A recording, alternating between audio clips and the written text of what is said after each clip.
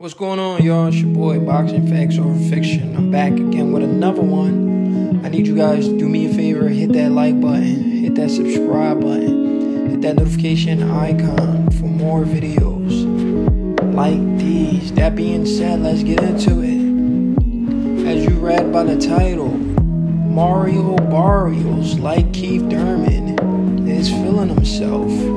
He believes he deserves a fight with Errol Spence Jr. He says, his manager or team, they want the fight for Mario Barrios. If they want the fight, I'm pretty sure he wants to fight as well. They said they want the fight in Dallas, Texas. They want to fight Errol Spence Jr. in Dallas, Texas. That fight will sell because Barrios has a Mexican fan base. He's been on a few pay-per-views. He headlined a pay-per-view with Gervonta Davis. I'm not sure if the Keith Thurman fight was a pay-per-view fight, but he's been in back-to-back pretty big fights. The first big one was the Gervonta Davis fight, in a fight where he was undefeated and he suffered his first loss against Gervonta Davis. Gervonta Davis was 24-0 at the time, and I believe he was, what was he? I know Gervonta was 24-0.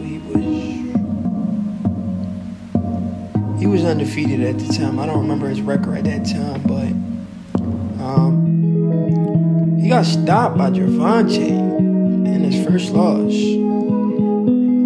That's his only loss by knockout.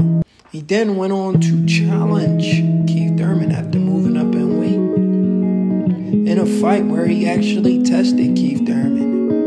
His first fight at welterweight, and he gave Keith Thurman a good fight. I think he hurt Keith to the body, if I'm not mistaken. But anyway, Mario Barrios and his team are feeling really confident because after that fight, they didn't go on to knock out Giovanni Santiago. I remember that name. Who did Giovanni Santiago fight? I think he fought Adrian Bronner. Yeah, he fought Adrian Bronner, where in a fight, Giovanni Santiago in a fight with Adrian Bronner, a lot of people thought he beat Bronner, but he lost a unanimous decision. He got stopped by Gary Antoine Russell in 2021. He took like 2 years layoff, and then he came back against Mario Barrios, and he got stopped against Mario Barrios. Mario Barrios then went on to fight Yordenis Ugas, who was a common opponent of Errol Spence Jr., who Errol Spence Jr. took the third scrap from. Mario Barrios goes into the fight with Yordenis Ugas, and he drops Yordenis Ugas. And I think did he drop him twice, or he only dropped him? No, he dropped him early too. I forgot what round it was, but he dropped Ugas, something that Errol Spence couldn't do. Errol Spence damaged Ugas, but he couldn't drop him. He almost practically got dropped when he hit the hit the ropes in the 6th round. So Barrios beats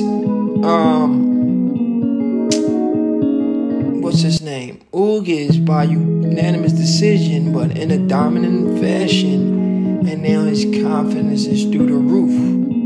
Crazy thing is, he lost to Keith Thurman. Him and Keith Thurman confidence are through the roof. Keith Thurman may have messed up by not taking that Ugas fight, because if Keith Thurman would have beat Ugas like Mario Barrios did, Keith would have got that Errol Spence Jr. fight. So Mario Barrios is trying to take Keith Thurman's place by trying to get the Errol Spence fight, but if that fight don't happen, I see Mario Barrios fighting Keith. He could fight Keith. Nah, I don't think it makes sense to fight Keith again. He already fought Keith. I don't know who Keith could fight now. Probably Dryanis. No, Mario Barrios might fight Dryanis. I don't know who Keith could fight. Anyway, This is actually laughable and embarrassing at the same time, because this is a guy who got stopped by this guy, Gervonta Davis. Gervonta Davis stopped this dude. How are the bigger guys, Keith Thurman and Ugas, can't close the show, and they both are in tough fights with a guy who got stopped by a guy in Gervonta Davis who's 2 weight classes below these guys? This is hard to believe, you know. So there's a possibility of Gervonta, even though he's short, of him being able to compete at 147 in the future if he wants to. Clearly, he can compete at 147 if he's knocking out a Barrios who's beating a Ugas and going hard rounds with Keith Thurman. He can compete. But Barrios versus Spence, man. Barrios versus Spence is a great fight in my opinion. The kid has proven himself at welterweight, even though he lost to Keith. But he has proven himself with his win over Ugas. And I'm pretty sure a lot of people didn't pick him to beat Ugas. It was an upset. Ugas was the favorite going into that fight.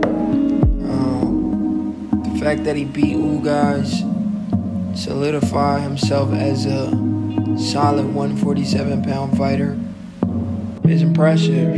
Show a fight with him and Errol Spence makes all the sense in the world.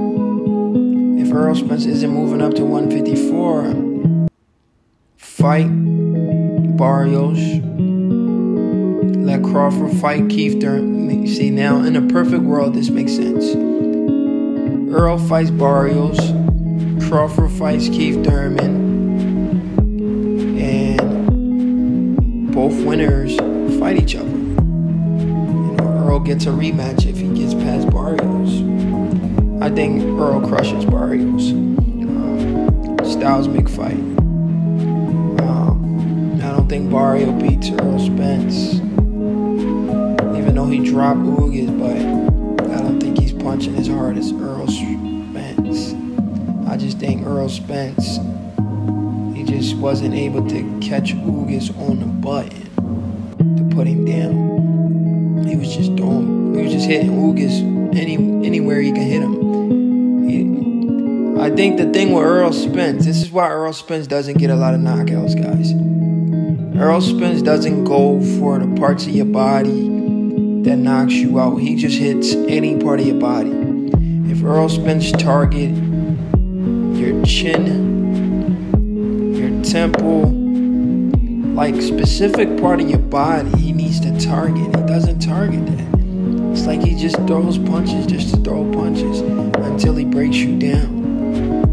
No, you're supposed to specifically target certain part of the human body to break down the body, not just beat on every part of the body until the guy gives up. What if the guy doesn't give up? Now you're going 12 rounds with this guy.